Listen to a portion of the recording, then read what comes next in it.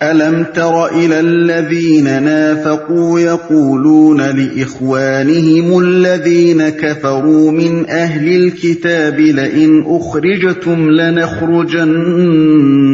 مَعَكُمْ وَلَا نُطِيعُ فِيكُمْ أَحَدًا أَبَدًا وَإِنْ قُوتِلْتُمْ لَنَنصُرَنَّكُمْ وَاللَّهُ يَشْهَدُ إِنَّهُمْ لَكَاذِبُونَ۔ تم نے دیکھا نہیں ان لوگوں کو جنہوں نے منافقت کی روش اختیار کی ہے، یہ اپنے کافر اہل کتاب بھائیوں سے کہتے ہیں اگر تمہیں نکالا گیا تو ہم تمہارے ساتھ نکلیں گے اور تمہارے معاملے میں ہم کسی کی بات ہرگز نہ مانیں گے، اور اگر تم سے جنگ کی گئی تو ہم تمہاری مدد کریں گے، مگر اللہ گواہ ہے یہ لوگ قطعی جھوٹے ہیں۔ تم نے دیکھا نہیں؟ اس پورے رکوع کے انداز بیان سے یہ بات مترشح ہوتی ہے کہ یہ اس زمانے میں نازل ہوا تھا جب رسول اللہ صلی اللہ علیہ وسلم نے بنی نذیر کو مدینے سے نکل جانے کے لیے 10 دن کا نوٹس دیا تھا اور ان کا محاصرہ شروع ہونے میں کئی دن باقی تھے۔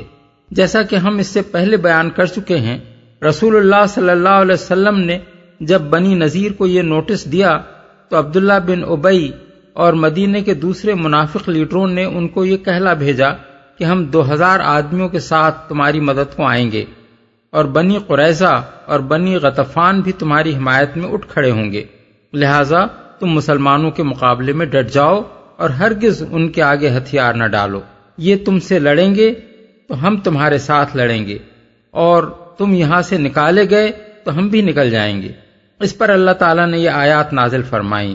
پس ترتیب نزول کے اعتبار سے یہ رکوع پہلے کا نازل شدہ ہے، اور پہلا رکوع اس کے بعد نازل ہوا ہے جب بنی نذیر مدینے سے نکالے جا چکے تھے۔ لیکن قرآن مجید کی ترتیب میں پہلے رکوع کو مقدم اور دوسرے کو مؤخر اس لیے کیا گیا ہے کہ اہم تر مضمون پہلے رکوع ہی میں بیان ہوا ہے۔ لَئِنْ أُخْرِجُوا لَا يَخْرُجُونَ مَعَهُمْ وَلَئِنْ قُوتِلُوا لَا يَنصُرُونَهُمْ وَلَئِنْ نَصَرُوهُمْ لَيُوَلُّنَّ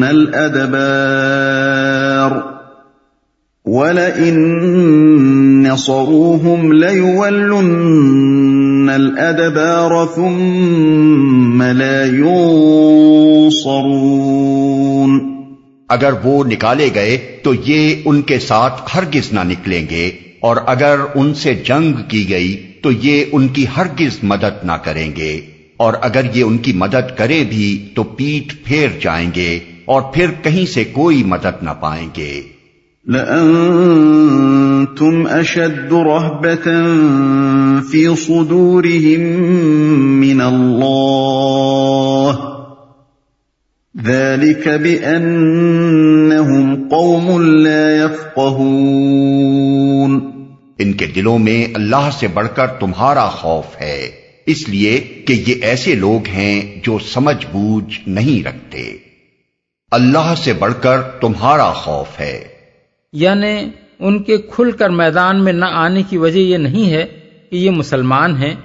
ان کے دل میں خدا کا خوف ہے، اور اس بات کا کوئی اندیشہ انہیں لاحق ہے کہ ایمان کا دعویٰ کرنے کے باوجود جب یہ اہل ایمان کے مقابلے میں کافروں کی حمایت کریں گے تو خدا کے ہاں اس کی باز پرس ہوگی۔ بلکہ انہیں جو چیز تمہارا سامنا کرنے سے روکتی ہے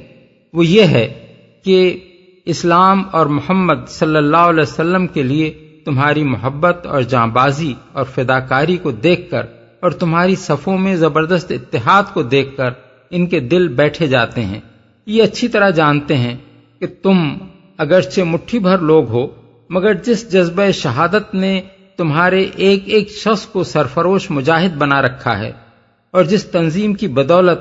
تم ایک فولادی جتھا بن گئے ہو، اس سے ٹکرا کر یہودیوں کے ساتھ یہ بھی پاش پاش ہو جائیں گے۔ اس مقام پر یہ بات نگاہ میں رہنی چاہیے کہ اگر کسی کے دل میں خدا سے بڑھ کر کسی اور کا خوف ہو تو یہ دراصل خوف خدا کی نفی ہے۔ ظاہر بات ہے کہ جو شخص دو خطروں میں سے ایک کو کمتر اور دوسرے کو شدید تر سمجھتا ہو وہ پہلے خطرے کی پرواہ نہیں کرتا اور اسے تمام تر فکر صرف دوسرے خطرے سے بچنے ہی کی ہوتی ہے۔ جو سمجھ بوجھ نہیں رکھتے۔ اس چھوٹے سے فقرے میں ایک بڑی حقیقت بیان کی گئی ہے۔ جو شخص سمجھ بوجھ رکھتا ہو وہ تو یہ جانتا ہے کہ اصل میں ڈرنے کے قابل خدا کی طاقت ہے، نہ کہ انسانوں کی طاقت، اس لیے وہ ہر ایسے کام سے بچے گا جس پر اسے خدا کے مواخذے کا خطرہ ہو، قطع نظر اس سے کہ کوئی انسانی طاقت مواخذہ کرنے والی ہو یا نہ ہو، اور ہر وہ فریضہ انجام دینے کے لیے اٹھ کھڑا ہوگا جو خدا نے اس پر عائد کیا ہو، خواہ ساری دنیا کی طاقتیں اس میں مانع و مزاحم ہوں۔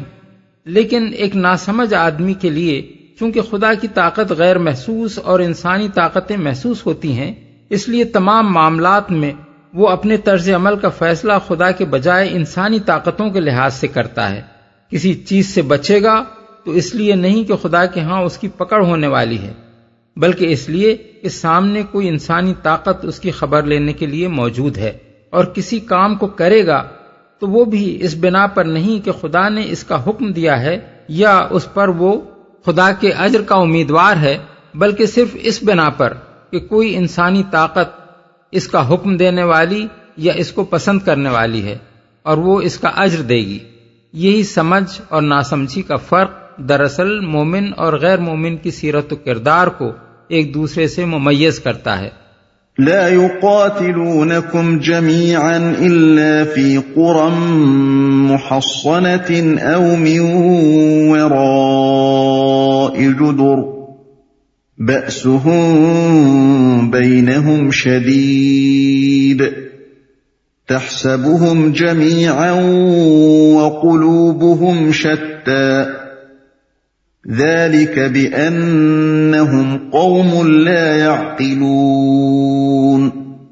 یہ کبھی اکٹھے ہو کر کھلے میدان میں تمہارا مقابلہ نہ کریں گے، لڑیں گے بھی تو قلعہ بند بستیوں میں بیٹھ کر یا دیواروں کے پیچھے چھپ کر۔ یہ آپس کی مخالفت میں بڑے سخت ہیں، تم انہیں اکٹھا سمجھتے ہو مگر ان کے دل ایک دوسرے سے پھٹے ہوئے ہیں۔ ان کا یہ حال اس لیے ہے کہ یہ بے عقل لوگ ہیں، دل ایک دوسرے سے پھٹے ہوئے ہیں۔ یہ منافقین کی دوسری کمزوری کا بیان ہے۔ پہلی کمزوری یہ تھی کہ وہ بزدل تھے، خدا سے ڈرنے کے بجائے انسانوں سے ڈرتے تھے، اور اہل ایمان کی طرح کوئی بلندتر نصب العین ان کے سامنے نہ تھا جس کے لیے سر دھڑ کی بازی لگا دینے کا جذبہ ان کے اندر پیدا ہوتا۔ اور دوسری کمزوری یہ تھی کہ منافقت کے سوا کوئی قدر مشترک ان کے درمیان نہ تھی جو ان کو ملا کر ایک مضبوط جتھا بنا دیتی۔ ان کو جس چیز نے جمع کیا تھا وہ صرف یہ تھی کہ اپنے شہر میں باہر کے آئے ہوئے محمد صلی اللہ علیہ وسلم کی پیشوائی و فرما روائی چلتے دیکھ کر ان سب کے دل جل رہے تھے، اور اپنے ہی ہم وطن انصاریوں کو مہاجرین کی پذیرائی کرتے دیکھ کر ان کے سینوں پر سانپ لوٹتے تھے۔ اس حسد کی بنا پر وہ چاہتے تھے کہ سب مل جل کر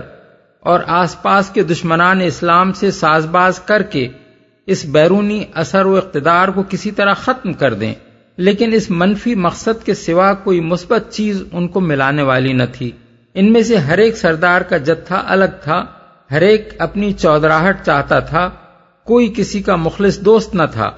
بلکہ ہر ایک کے دل میں دوسرے کے لیے اتنا بغض و حسد تھا کہ جسے وہ اپنا مشترک دشمن سمجھتے تھے اس کے مقابلے میں بھی وہ نہ آپس کی دشمنیاں بھول سکتے تھے نہ ایک دوسرے کی جڑ کاٹنے سے باز رہ سکتے تھے۔ اس طرح اللہ تعالیٰ نے غزوہ بنی نذیر سے پہلے ہی منافقین کی اندرونی حالت کا تجزیہ کر کے مسلمانوں کو بتا دیا کہ ان کی طرف سے فی الحقیقت کوئی خطرہ نہیں ہے، لہذا تمہیں یہ خبریں سن سن کر گھبرانے کی کوئی ضرورت نہیں کہ جب تم بنی نذیر کا محاصرہ کرنے کے لیے نکلو گے تو یہ منافق سردار 2000 کا لشکر لے کر پیچھے سے تم پر حملہ کر دیں گے، اور ساتھ ساتھ بنی قریظہ اور بنی غطفان کو بھی تم پر چڑھا لائیں گے۔ یہ سب محض لاف زنیاں ہیں جن کی ہوا آزمائش کی پہلی ساعت آتے ہی نکل جائے گی۔ كمثل الذين من قبلهم قريبا ذاقوا وبال أمرهم ولهم عذاب أليم۔ یہ انہی لوگوں کی مانند ہیں جو ان سے تھوڑی ہی مدت پہلے اپنے کیے کا مزہ چکھ چکے ہیں اور ان کے لیے دردناک عذاب ہے۔ اپنے کیے کا مزہ چکھ چکے ہیں، اشارہ ہے کفار قریش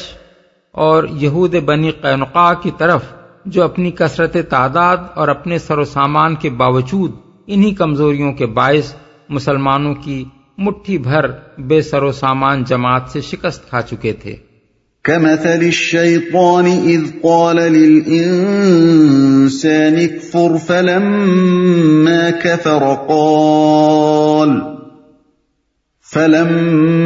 كفر قال إني بريء